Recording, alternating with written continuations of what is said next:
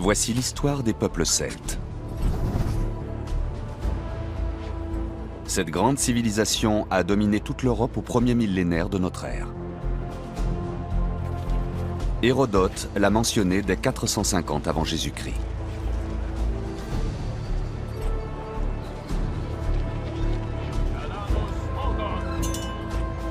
Le mot celte s'applique à une multitude de phénomènes qui se produisent sur un immense territoire. Ce territoire est convoité par Rome, mais les Celtes battent l'armée romaine à plusieurs reprises.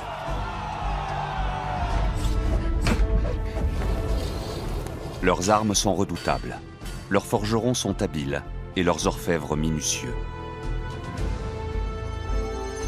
Les Celtes bâtissent les toutes premières villes européennes situées au nord des Alpes. Ils commercent avec des peuples lointains et s'enrichissent. Mais les Romains progressent vers le nord et menacent leur civilisation.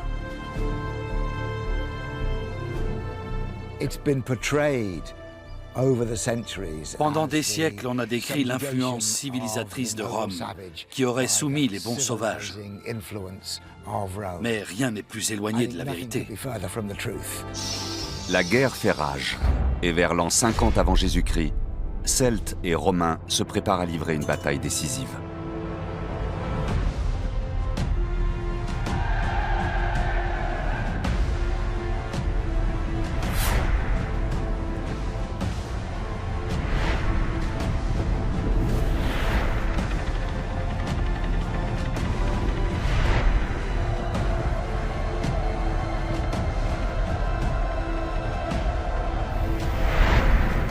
Alésia, dans l'actuelle Bourgogne, à la fin de l'été 52 avant Jésus-Christ.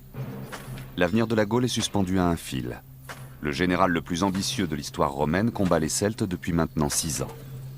Ces derniers viennent de se retrancher dans la ville fortifiée d'Alésia. Si Jules César perd cette bataille, c'en sera fini de sa carrière politique.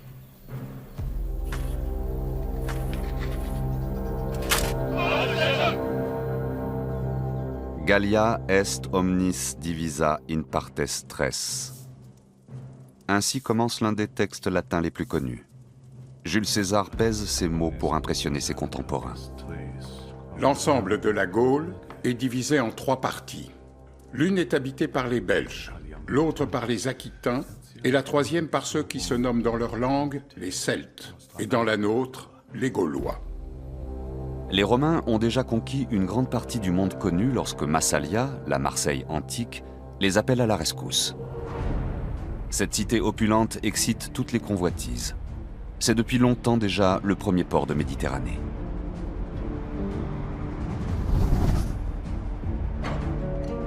Aujourd'hui, les marchandises qui transitent par le port viennent des 4 coins du globe. Dans l'Antiquité, elles proviennent de tout le pourtour méditerranéen. Les navires transportent aussi des armes, des bijoux et des tissus celtes. Le port est régulièrement attaqué par les tribus celtes des environs et Massalia finit par demander l'aide de Rome. Les Romains saisissent cette opportunité pour conquérir une bonne partie du sud de la Gaule. Nommé proconsul de la province, Jules César poursuit la conquête de la Gaule. Il soumet de nombreuses tribus et conclut des pactes avec d'autres, jusqu'à la bataille d'Alésia. Nous sommes en 52 avant Jésus-Christ et presque toute la Gaule est occupée par les Romains. Certaines tribus celtes ont cherché à collaborer avec César dès le début, parce qu'elles espéraient son soutien dans leur guerre contre les tribus rivales. Mais c'était une vision à très court terme du point de vue gaulois, puisqu'on a très vite constaté qu'en échange de son soutien, César exigeait une soumission totale à sa personne. Comprenant qu'ils sont désormais assujettis à Rome, certains aristocrates celtes décident de résister à l'envahisseur. César voulait présenter au Sénat de Rome une Gaule pacifiée. À la place, il va devoir affronter le valeureux Vercingétorix, un adversaire de taille.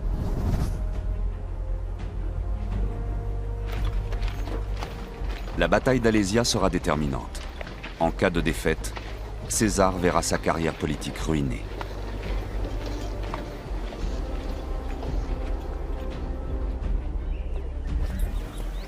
Mais Vercingétorix risque bien plus encore. L'enjeu dépasse sa seule personne. Une défaite signifierait la fin de l'indépendance des Celtes.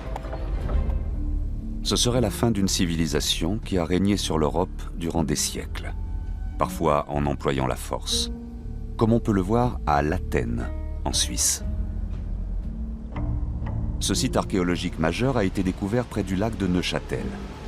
Il est caractéristique du second âge de fer, également nommé période de Lattènes.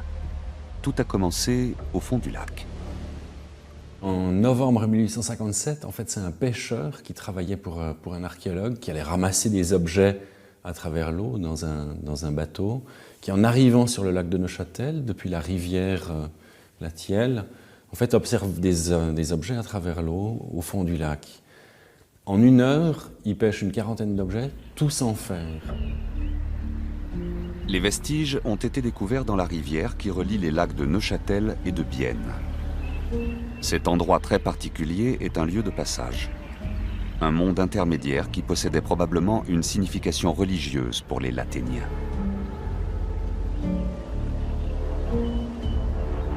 On parle souvent de l'imaginaire celtique, on va dire de ce point de contact entre l'eau et la terre. À l'Athènes, on est à l'interface entre une rivière, un lac, une rivière, des eaux très peu profondes et des variations du niveau du lac qui sont régulières. Donc en fait, on est dans une espèce de lieu pas très précis. Est-ce que c'est de la terre? Est-ce que c'est de l'eau qui coule? Est-ce que c'est de l'eau stagnante? Il y a un petit peu de tout à l'Athènes. Donc on est dans une espèce d'espace de transition qui pourrait être un espace de transition entre le monde des morts et le monde des vivants. C'est sur la base de ces connaissances qu'il faut examiner les pièces exposées au musée du Lathénium. Les armes sont particulièrement nombreuses.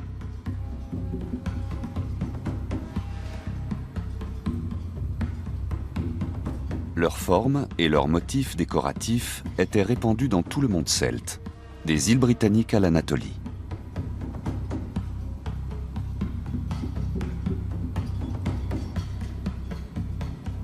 Le site de Lattènes établit un lien entre diverses tribus celtes en mettant en évidence leurs fonds culturels communs.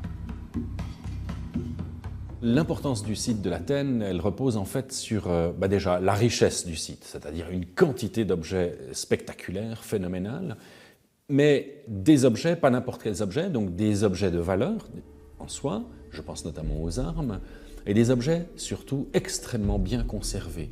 Pour résumer, c'est la quantité, la qualité de la conservation et la diversité aussi des objets qui offrent un spectre extrêmement large sur ce qu'on appelle la culture matérielle au second âge du fer. Les archéologues ont réalisé un véritable travail de fourmi. Il leur a fallu beaucoup de temps pour évaluer l'ensemble du site, car les objets découverts au fond du lac dans les années 1850 avaient été éparpillés dans le monde entier. La principale collection est ici, on a un peu moins de 3000 objets, mais il y en a d'autres. Il y a la collection du musée Schwab à Bienne, il y a la collection du musée national, mais il y en a à Londres, au British Museum, à Paris, à Berlin. Et en fait, on réalise aujourd'hui qu'il y en a partout dans le monde. Au total, il y a sans doute plus de 5000 pièces. Presque toutes les armes ont été rendues inutilisables. On a observé la même chose sur des sites sacrificiels celtiques.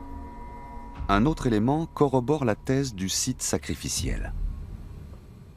On a trouvé pas mal de vestiges humains, un certain nombre de crânes humains, des ossements animaux, beaucoup d'os longs et de crânes, de bovidés d'une part, et surtout de chevaux. Jules César parle de sacrifices humains pratiqués par les Celtes dans la guerre des Gaules. Toute la nation gauloise est très religieuse. Aussi ceux qui sont attaqués de maladies graves ou qui vivent au milieu de la guerre et de ses dangers immolent des victimes humaines ou font vœu d'en immoler.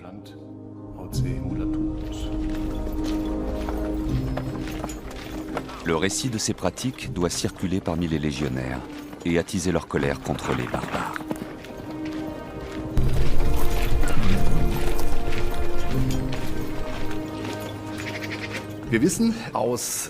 Plusieurs sources indiquent que le monde antique civilisé trouvait les sacrifices humains des Celtes abominables. C'était incompatible avec les pratiques cultuelles romaines.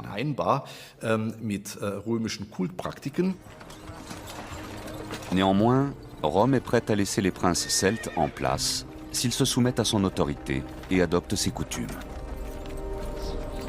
Les Romains veulent avant tout une Gaule pacifiée.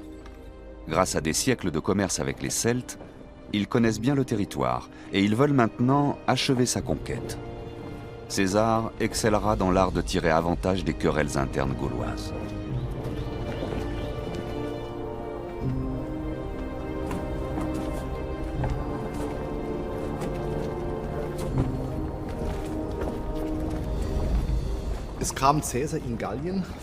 Dès le départ, les divisions politiques de la Gaule ont servi les intérêts de Jules César. La Gaule était formée d'une multitude de tribus autonomes, souvent rivales, quand elles ne se faisaient pas carrément la guerre.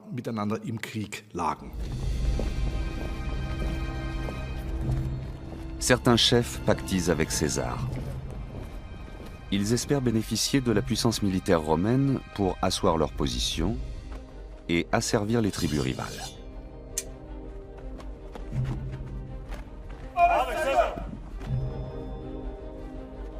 Mais ces alliances sont rapidement mises à l'épreuve.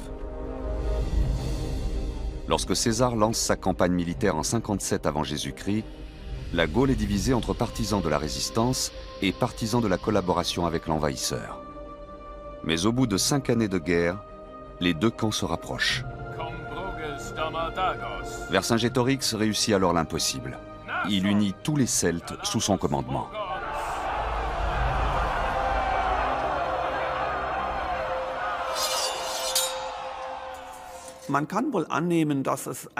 Il a probablement fallu du temps pour que les peuples celtes comprennent que les Romains allaient rester en Gaule, qu'ils comptaient occuper le territoire et y exercer leur influence. Donc parmi les peuples qui ont rallié la grande révolte de Vercingétorix, certains ont sans doute hésité longtemps avant de prendre cette décision.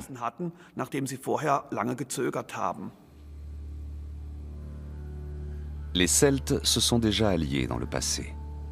La preuve en est le chaudron de Gunstrup, qui est peut-être le plus bel objet découvert au cours de la période de l'Athènes. Ces 13 plaques d'argent ont été mises au jour au Danemark en 1891. Une fois assemblées, elles forment un chaudron de 69 cm de diamètre qui nous révèle l'imaginaire celtique.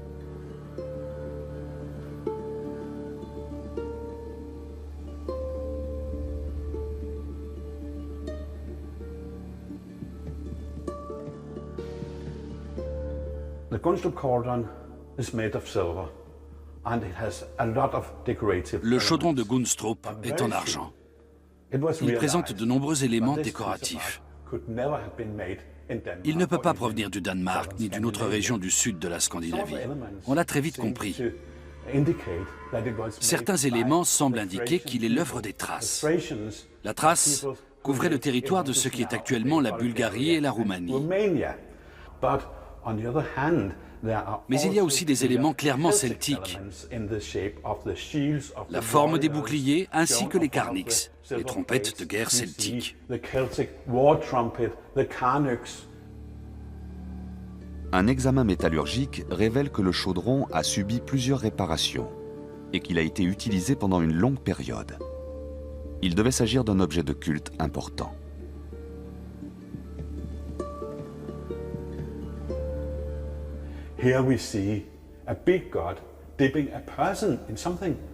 On voit ici un grand dieu qui plonge une personne dans ce qui pourrait être un chaudron. On peut imaginer qu'avant chaque bataille, les guerriers se réunissaient pour boire une boisson contenue dans ce chaudron, afin de s'assurer une vie après la mort. Cette potion magique leur donnait peut-être du courage pour affronter la mort.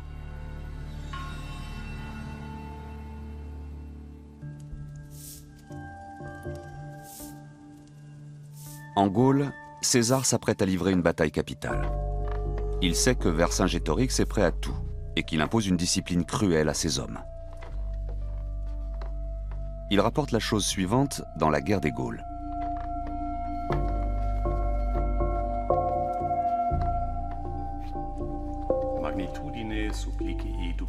Il détermine les incertains par l'énormité des châtiments. Un délit grave est puni par le feu et par toute espèce de torture. Pour les fautes légères, il fait couper les oreilles ou crever un œil et renvoie chez eux les coupables pour servir d'exemple et pour effrayer les autres par la rigueur du supplice. Domum remittit, pöne perteriant alios. La politique d'alliance poursuivie par Vercingétorix a porté ses fruits, et de nombreuses tribus l'ont rejoint. Tous ces Celtes se lancent sans peur dans la guerre, car ils ne craignent qu'une chose, nous disent les anciens, que le ciel leur tombe sur la tête. Cette peur que le ciel leur tombe sur la tête renvoie sans doute à une idée qui est très répandue dans l'Antiquité, bien au-delà du territoire et de la culture celtique, et qui nous est révélée par les anciens, à savoir que le ciel est une voûte. Donc on peut craindre que cette voûte céleste ne s'effondre un jour.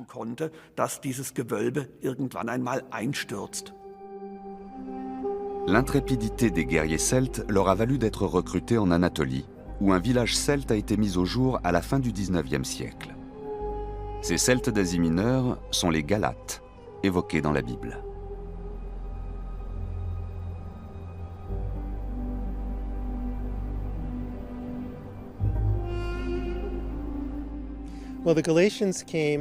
Les Galates viennent de différentes régions d'Europe centrale. On ne peut pas les localiser dans une zone particulière. Ils migrent à partir du IIIe siècle avant notre ère.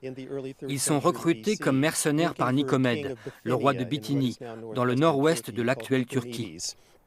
Bien qu'ils soient engagés comme mercenaires, ils viennent avec leurs femmes et leurs enfants, entassés dans des chars, avec l'intention de s'installer. Ils cherchent des terres fertiles pour fonder un village. Les Celtes étaient connus pour leur rapine. Nicomède leur donne une terre à la frontière sud de son royaume. Les Galates conquièrent notamment Ankara, l'actuelle capitale de la Turquie, ainsi que Gordion. C'est parce qu'ils conservent une partie de leurs coutumes celtiques qu'on retrouve leurs traces aujourd'hui.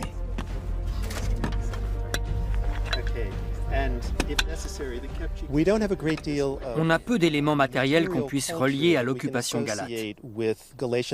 On a des édifices qui nous permettent de dater l'époque de leur domination, mais on a une fibule, une sorte d'épingle à nourrice antique qui présente des caractéristiques celtiques ou galates. On a aussi des ciseaux à tondre les moutons. On a enfin des noms écrits en grec de personnes qui vivaient ici, et ces noms sont celtes. Donc on a bien la trace d'une communauté galate. D'après les auteurs romains, les Celtes se livrent à une forme antique de raquette. Ils extorquent en effet un tribut à des nations voisines, en échange de la promesse de ne pas les piller. Visiblement, la seule évocation de leur nom suffit à semer la terreur, même en Asie mineure.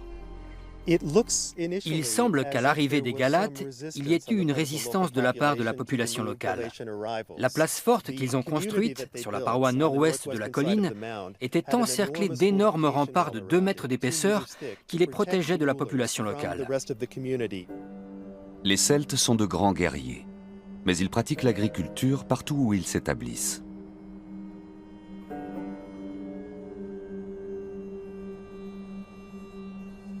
L'une des plus grandes villes fortifiées celtes qu'on connaisse a été bâtie dans le sud de l'Allemagne, à peu près à l'époque où les Galates se sont installés en Asie mineure. Les pièces exposées au musée de Manching ne donnent qu'une vague idée de la taille de cet oppidum, qui a presque entièrement disparu.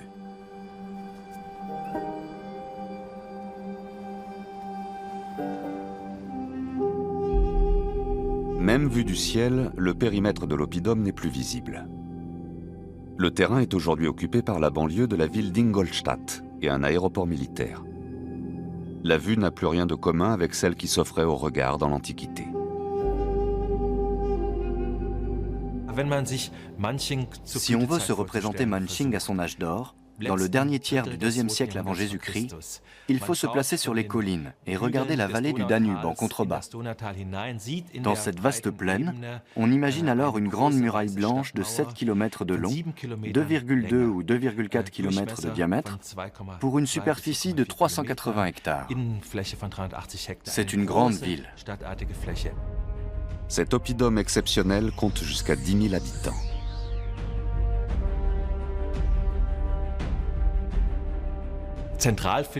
Pour comprendre l'importance de Monching, il faut considérer sa place dans le grand réseau de voies de communication et de routes commerciales des 2e et 1er siècles avant notre ère. Monching est situé dans la plaine du Danube, au carrefour des voies nord-sud et d'importantes voies de communication est-ouest qui longent le Danube. La ville occupe une position centrale. Certaines de nos routes suivent encore aujourd'hui le tracé des voies antiques, même si les marchandises transportées ne sont plus les mêmes.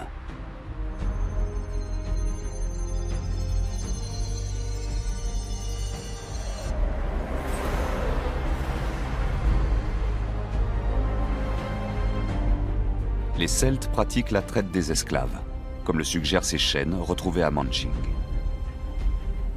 D'autres objets, notamment de nombreuses clés et serrures, témoignent de la richesse de l'oppidum.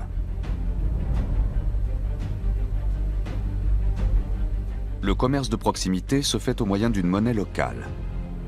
Pour le commerce avec les cités lointaines, on utilise des pièces d'or. Comme d'autres oppidums celtes, Monching frappe elle-même sa monnaie. Quelle est l'autorité qui bat monnaie? On l'ignore encore, même si le système monétaire est régi par des règles précises. Parmi les objets les plus importants retrouvés dans l'oppidum celte de Monching, figurent 2 poids en plomb pesant respectivement 125 et 62,5 grammes. Cela prouve qu'il existait un système de poids, de mesure et de monnaie unique pour tous. Il y a forcément quelqu'un qui a établi ce système et quelqu'un qui veillait à son application. C'est un élément important et nouveau en Europe centrale, spécifique à la population des oppidums.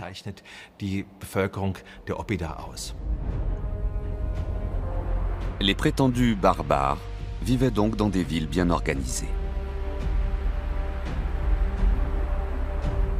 Les Celtes n'avaient rien à envier aux autres sociétés, pas même dans le domaine médical. Mais c'étaient surtout d'excellents artisans. Ils étaient les seuls dans tout le monde antique à savoir fabriquer des anneaux de verre sans soudure.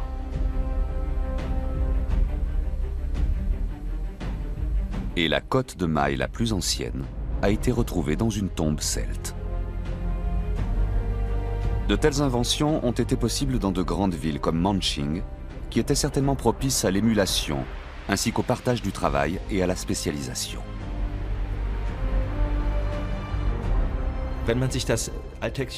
Si on veut se représenter la vie quotidienne des Celtes de Monching, il faut imaginer des rues bordées d'édifices, des maisons bâties à intervalles réguliers, notamment des maisons à colombage avec des murs en torchis, des gens bien habillés, des hommes rasés, pas si chevelus qu'on ne le croit. L'artisanat ne paraît pas très différent de celui qu'on voit dans les campagnes allemandes ou européennes au XXe siècle. Les Celtes cultivent la terre, pratiquent l'élevage et la pêche. Ils consomment globalement les mêmes aliments que nous, à une différence près. Ils mangent du chien, comme le montrent les ossements découverts dans une fosse à ordures.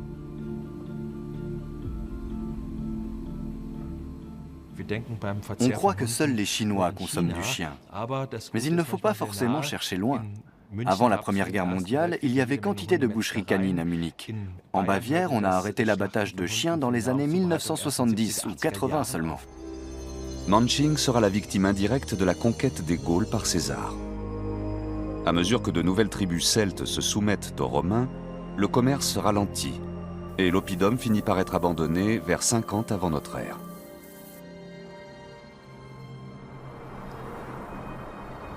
Pourtant, en Gaule, la chance semble tourner pour les Romains. La grande révolte menée par Vercingétorix menace de réduire à néant les efforts de conquête de César. Les unes après les autres, les tribus celtes rompent leur pacte avec les Romains.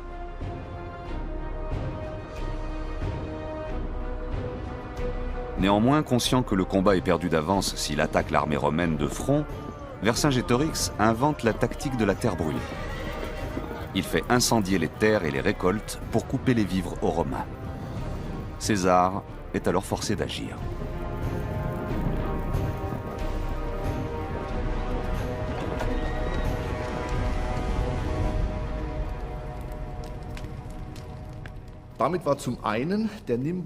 Cela a mis à mal la réputation d'invincibilité de César. Et cela démontrait une fois encore que la stratégie de Vercingétorix était la bonne, qu'elle était la seule à même de réussir. On peut affirmer qu'après cela, Vercingétorix a reçu le soutien de nouvelles tribus gauloises, en particulier des Éduins, qui étaient jusqu'alors les principaux alliés de César et les plus fidèles. Le temps joue contre César. Ses troupes sont derrière lui, mais les forces celtes grossissent de jour en jour. C'est alors que Vercingétorix effectue une manœuvre inattendue. Il se retranche avec ses hommes dans l'oppidum d'Alésia.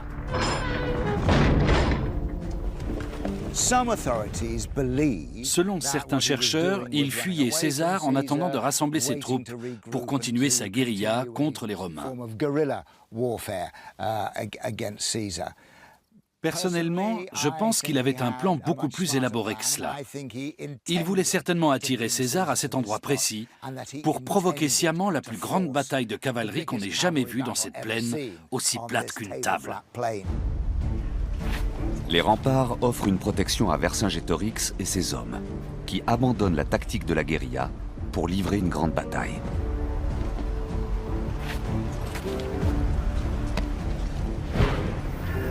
Mais César n'est pas dupe.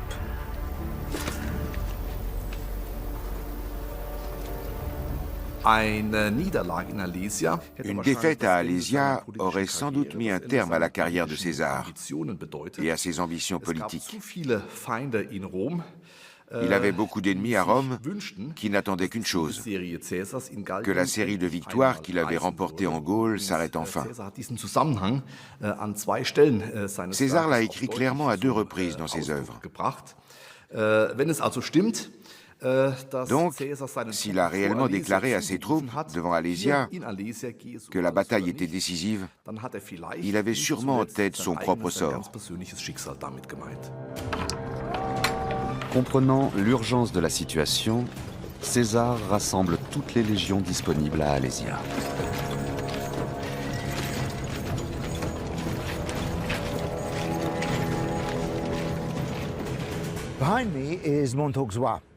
Le mont Auxois est derrière moi. C'était un oppidum, une ville fortifiée celte. Pas juste un petit fort, mais un peuplement important, un centre urbain majeur. Il y avait des négociants, des commerces, des habitations, des chevaux, des vivres, des fournitures, des armes. C'est là que Vercingétorix a conduit son armée pour se réapprovisionner et attendre César. Les légions romaines se déploient devant Alésia.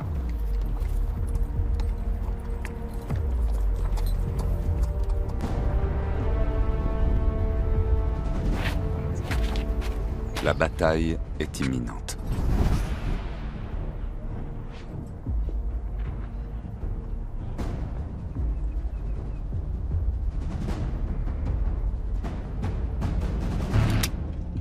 César semble en position d'infériorité. Mais avec un art consommé de la guerre, il déploie toute la puissance du génie militaire romain sous les yeux des Gaulois. Le légionnaire romain était un soldat professionnel doublé d'un ouvrier du bâtiment. On pourrait dire que les Romains ont autant marqué l'Europe par la pelle et la pioche que par le glaive et le pilum.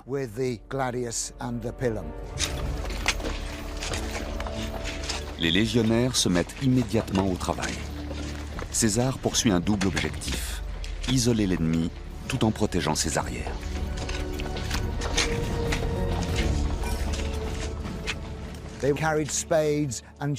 Ils avaient des bêches, des pelles et des paniers qu'ils utilisaient pour transporter la terre. C'est incroyable quand on y pense. Combien de terre a-t-il fallu déplacer pour construire ce remblai? Ceci est une réplique du grand remblai romain. César donne l'ordre de défricher les terrains alentours. Puis il fait construire un remblai tout autour du mont. Le remblai est surmonté d'une palissade de près de 4 mètres de haut, ponctuée de tours de guet tous les 23 mètres.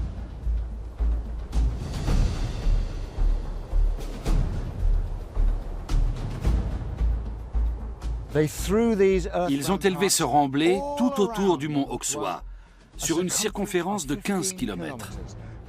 Ce faisant, ils ont bloqué l'accès. Ils ont enfermé Vercingétorix dans son nid d'aigle et coupé la route au ravitaillement et au renfort. Vercingétorix réagit aussitôt. Avant l'encerclement total de l'oppidum, il renvoie sa cavalerie qui parvient à franchir les lignes ennemies. La mission des cavaliers est de revenir avec un maximum de guerriers pour prendre César à revers. La manœuvre permet également de réduire le nombre de bouches à nourrir à l'intérieur de l'oppidum assiégé. César redoute d'être pris à revers par les renforts de Vercingétorix. Alors, à peine a-t-il fini la première ligne de fortification qu'il en construit une autre. Cet ouvrage extraordinaire entoure le premier. Il mesure 21 km. Au total, les deux lignes représentent 36 km de fortification. L'armée de César, équipée seulement de pioches, de pelles et de paniers, construit ce système de fortification en 5 semaines environ. C'est l'un des ouvrages militaires les plus prodigieux de toute l'histoire. Protégés par ces deux lignes de fortification, les Romains paraissent en sécurité. Mais quand les renforts celtes arriveront, ils seront très inférieurs en nombre. Pour parer l'attaque, César imagine un champ de mines.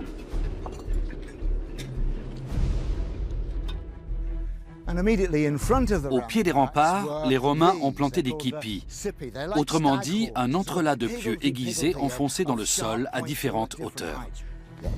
L'ennemi pouvait les repousser, mais il ralentissait la course et le mettait à la merci des archers et des lanceurs de javelots romains qui pouvaient alors facilement l'abattre dans ce champ de la mort. Devant cette ligne de défense, il y avait un champ de mines. Des chausses-trappes étaient enfoncées dans le sol comme ceci. Quand l'ennemi marchait dessus, la pointe de fer perçait sa sandale et lui perforait le pied. Et sa forme empêchait qu'on la retire. Les hommes hurlaient de douleur. Ils ne pouvaient plus combattre et gardaient des séquelles à vie. Voici un trou camouflé dans le sol. Les chevaux qui tombaient dedans se cassaient la patte. Ils étaient finis. Voilà comment César a mis hors service la cavalerie de Vercingétorix, qui était sa première force. Pour franchir ce champ, il fallait commencer par reboucher les trous. Il fallait envoyer des sapeurs pour désamorcer ce champ de mines. Cela ralentissait l'ennemi et durant tout ce temps, les soldats romains postés là-haut le canardaient. À l'avant, il y avait 2 fossés. César a dévié les cours d'eau voisins pour remplir l'un des 2 fossés. Ces douves faisaient le tour du mont sur 15 km. Difficile de franchir ces champs de mines sans risquer sa vie. Une lutte impitoyable s'engage entre les 2 armées, ou plutôt entre les 2 civilisations. Car si Rome l'emporte, ce sera la fin des Celtes.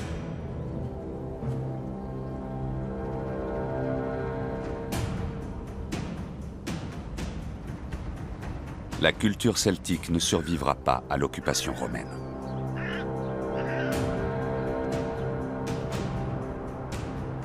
La propagande romaine présente les Celtes comme des sauvages, des primitifs, ce qu'on appelle de nos jours des barbares. Or, un site archéologique mis au jour au Mont Beuvray, à une centaine de kilomètres d'Alésia, atteste du haut degré d'évolution de la civilisation celtique. Il s'agit de l'oppidum de Bibracte. Bibracte occupe une place particulièrement importante pendant l'année 52 avant Jésus-Christ, donc l'année terrible pour les Celtes et les Gaulois.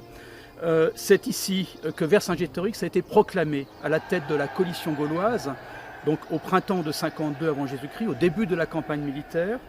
Et c'est à cet emplacement, pendant l'hiver 52-51 avant Jésus-Christ, que César a fini d'écrire le De Bello Gallico, c'est-à-dire ce qui va devenir le premier best-seller de la littérature occidentale.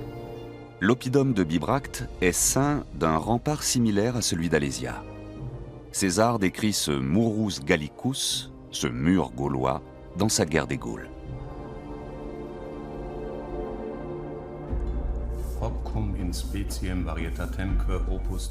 Ce genre d'ouvrage n'est pas désagréable à l'œil, avec son alternance de poutres et de pierres formant des lignes qui se coupent à angle droit. Il est, de plus, parfaitement adapté à la défense des villes, car la pierre le défend du feu, et le bois des ravages du bélier, celui-ci ne pouvant ni briser ni disjoindre une charpente assemblée avec des pièces qui mesurent généralement 40 pieds. C'est exactement ce qui a été trouvé ici par Jacques-Gabriel Bulliot en 1867, et ça a vraiment fait faire un pas en avant considérable à l'archéologie. On peut dire d'une certaine façon que l'archéologie celtique a vu le jour à Bibracte en 1867 avec cette découverte. À l'abri du mur gaulois, l'artisanat s'épanouit à Bibracte. Les tisserands fabriquent des étoffes colorées célèbres jusqu'à Rome. Mais à Bibracte, et dans de nombreux autres oppidums, c'est surtout le travail du métal qui se développe. On a l'impression qu'à peu près tout ce que l'on savait fabriquer en métal au 1er siècle avant Jésus-Christ a été fabriqué ici. De la monnaie, des armes, des ustensiles de cuisine, des outils, des chars, absolument tout.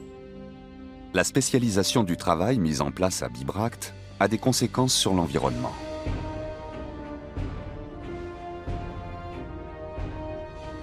Il faut nourrir cette population urbaine, il faut du bois pour la construction, il faut du bois comme combustible pour les ateliers, c'est extrêmement important.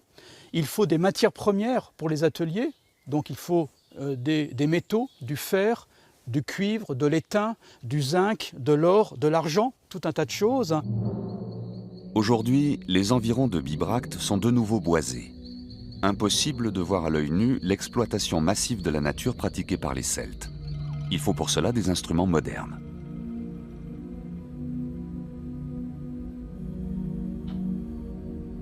Des chercheurs examinent au microscope des pollens de plus de 2000 ans provenant des tourbières des environs.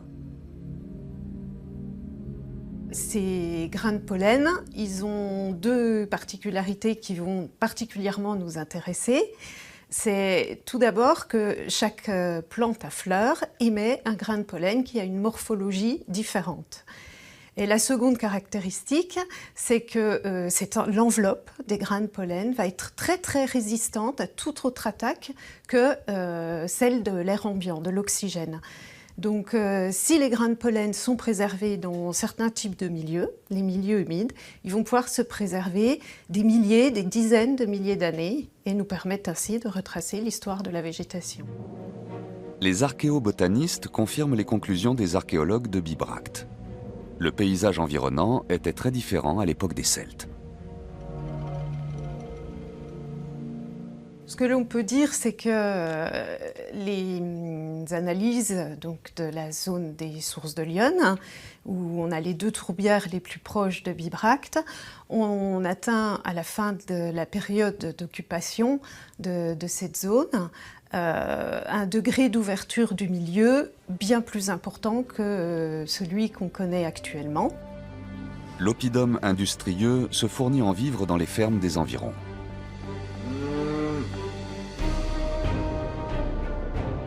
Comme d'autres villes celtes, Bibracte a abandonné son indépendance alimentaire au profit d'une industrialisation précoce.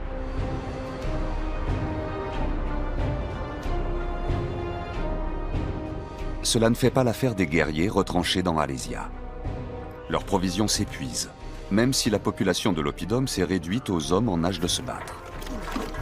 En effet, Vercingétorix a fait sortir les femmes, les enfants et les vieillards dans l'espoir que les Romains leur octroient le passage ou les nourrissent. Mais César se montre impitoyable et les laisse mourir de faim entre les deux camps.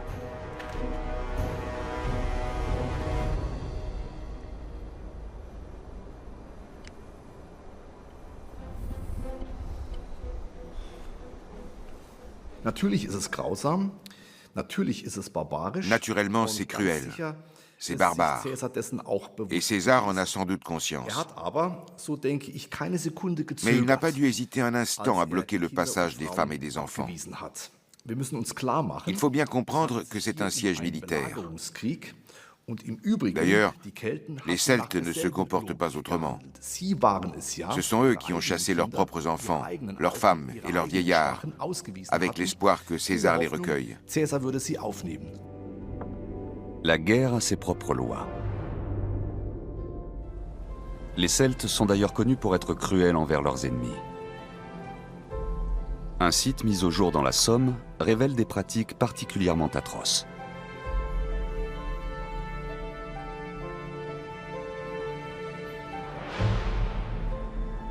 Le département est associé à l'une des batailles les plus meurtrières de la Première Guerre mondiale, qui a fait plus d'1 million de victimes en 1916.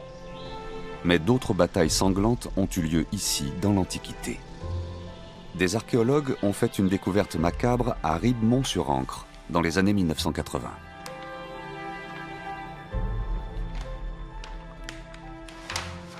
Il y avait là environ 26 000 os qui correspondent environ à 500 individus. Des armes, il y en a une profusion, je n'ai pas le chiffre en tête, mais il y a là des lances, des boucliers, des épées, l'armement typique du guerrier gaulois du IIIe siècle avant Jésus-Christ. Ces os étaient entassés les uns sur les autres. Ils appartenaient à des hommes en âge de se battre, qui ont probablement été immolés sur un autel préhistorique.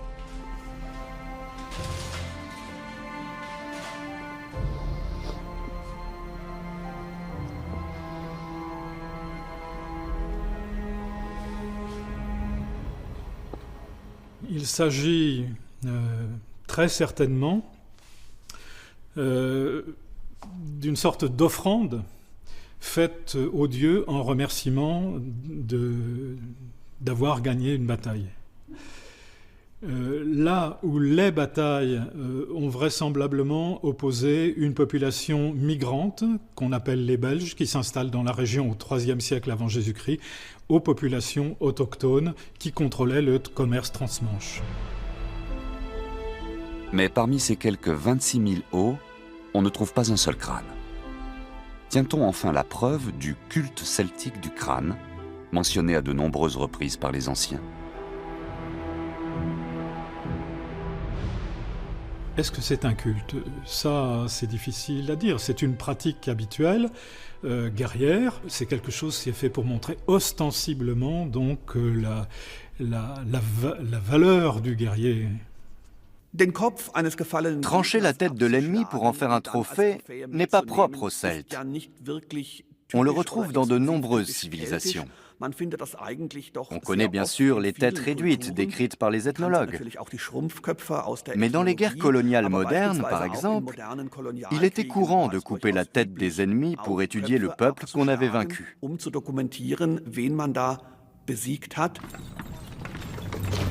César rapporte que les Celtes offrent leurs prisonniers en sacrifice aux dieux. Ces légionnaires savent donc à quoi s'attendre en cas de défaite. À Alésia, les Celtes se préparent à donner l'assaut. Ils mettent tout en œuvre pour ne pas faillir à leur réputation de guerriers téméraires, car cette bataille est capitale.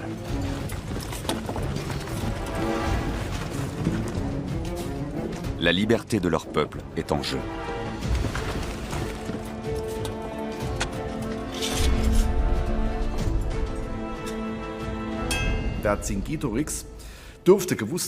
Vercingétorix savait sans doute que s'il était vaincu à Alésia, s'il perdait la guerre, ce serait la fin de l'indépendance de la Gaule, la fin de la liberté pour tous les Gaulois. Lui-même pouvait s'attendre à être fait prisonnier, réduit en esclavage ou même tué.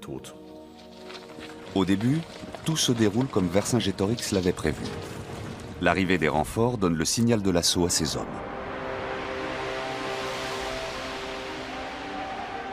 Les Romains sont pris en étau.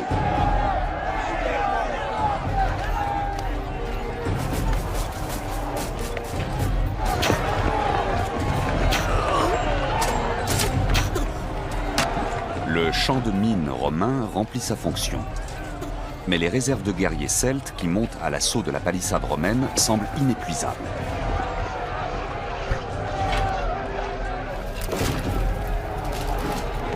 Les légions romaines essuient de grosses pertes. Elles ont toutes les peines du monde à tenir leur position. Les Celtes semblent prendre l'avantage.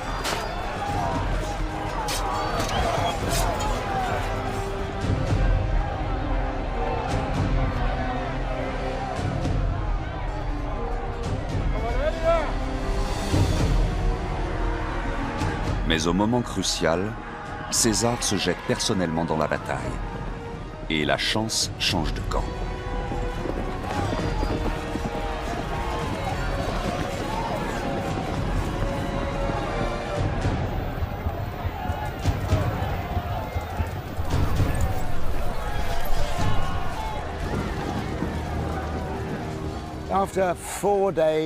Durant 4 jours, ils ont combattu férocement.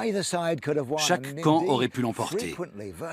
Vercingétorix a été sur le point de vaincre à de nombreuses reprises. Les tribus celtes ont failli prendre le dessus. Mais au final, César a triomphé. Vercingétorix a compris qu'il ne pourrait pas gagner la bataille. La défaite d'Alésia scelle le sort de la Gaule. C'en est fini de l'indépendance des tribus celtes. Bibracte et les hauts lieux de la civilisation celtique ne sont pas détruits, mais ils sombrent dans l'oubli.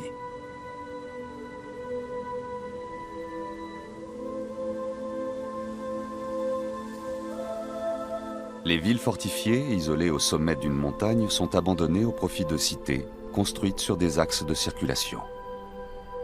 À 25 km de Bibracte, les Romains bâtissent Autun, sur le modèle de Rome, avec des temples et un amphithéâtre qui sera le plus grand de toute la province. La ville devient rapidement un centre urbain gallo-romain de premier plan.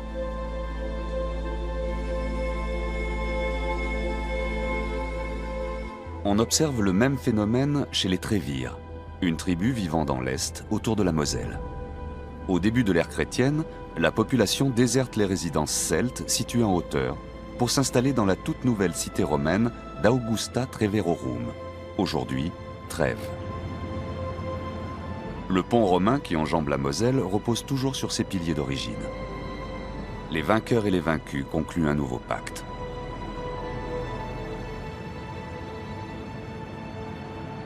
L'armée romaine est un formidable instrument de la politique d'assimilation menée en territoire conquis. Le guerrier de Vachère, exposé au musée lapidaire d'Avignon, en est un parfait exemple. Son équipement, sa coupe de cheveux et son glaive sont ceux des légionnaires romains. Mais son collier montre son appartenance à une tribu celte. La Gaule se romanise très rapidement.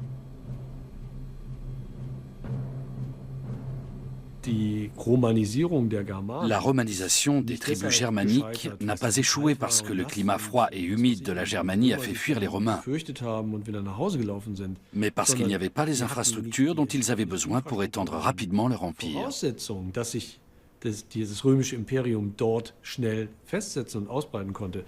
En Gaule, César pouvait aller d'une ville à l'autre en un jour, parce qu'il y avait des routes et des ponts. Les Gaulois avaient une monnaie, comme les Romains, contrairement aux tribus germaniques, qui n'ont pas utilisé de monnaie avant le IIIe ou le IVe siècle.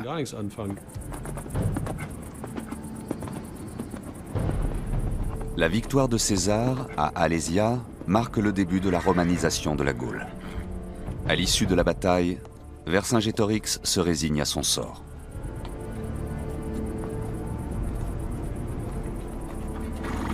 D'après Plutarque, le chef de la révolte gauloise fait caracoler son cheval autour de la tente de César avant de déposer les armes. Vercingétorix a offert à ses alliés de se livrer aux Romains pour mieux négocier la capitulation.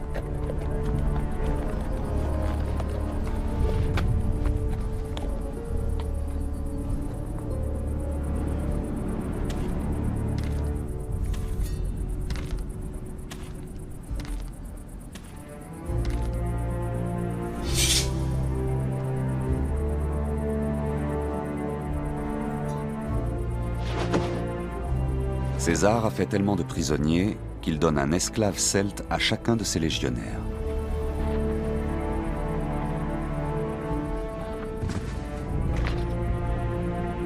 Vercingétorix est enchaîné et envoyé à Rome, où il sera jeté au cachot.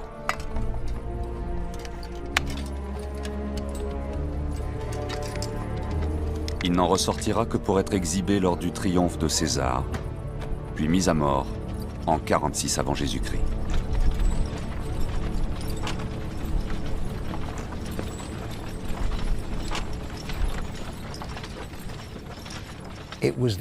Ce sera la fin de la coalition celtique, la fin de la résistance pan-celtique et la soumission inévitable des Celtes au monde romain.